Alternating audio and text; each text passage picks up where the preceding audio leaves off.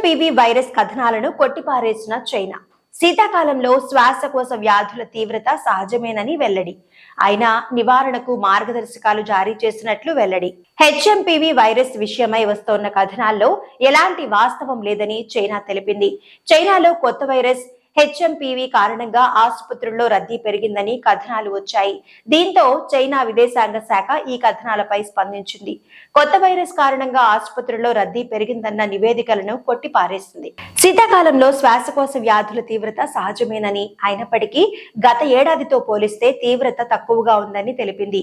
విదేశీయులు తమ దేశంలో పర్యటించేందుకు ఆందోళన చెందాల్సిన అవసరం లేదని, సురక్షితమేనని హామీ ఇచ్చింది. చైనా పౌరులతో పాటు తమ దేశంలోని విదేశీయుల ఆరోగ్యంపై తమ ప్రభుత్వం శ్రద్ధ చూపుతుందని వెల్లడించింది. ఈ మేరకు విదేశాంగ శాఖ అధికార ప్రతినిధి మావో నింగ్ వెల్లడించారు. శీతాకాలంలో శ్వాసకోశ వ్యాధుల నిర్మూలన, నియంత్రణకు సంబంధించి తమ దేశానికి చెందిన national disease control and prevention మార్గదర్శకాలు జారీ చేసినట్లు తెలిపారు.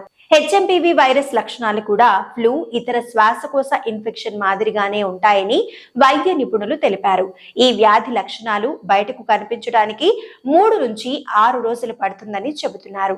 దగ్గు, తుమ్ములతో బాధపడే వారి తుంపర్లు, వైరస్ బారిన పడిన వ్యక్తులతో సన్నిహితంగా ఉండడం, కరచాలనం చేయడం, తాకడం వంటి చర్యలతో ఒకరి నుంచి మరొకరికి వ్యాపిస్తుందని డాక్టర్లు చెప్పారు. చిన్నపిల్లలు, వృద్ధులు దీని బారిన పడే అవకాశాలు ఎక్కువ. 2001లోనే హెచ్ఎంపీవీని గుర్తించారు. ఈ వైరస్ కు వ్యాక్సిన్ లేదా నిర్దిష్టమైన చికిత్స లేదు.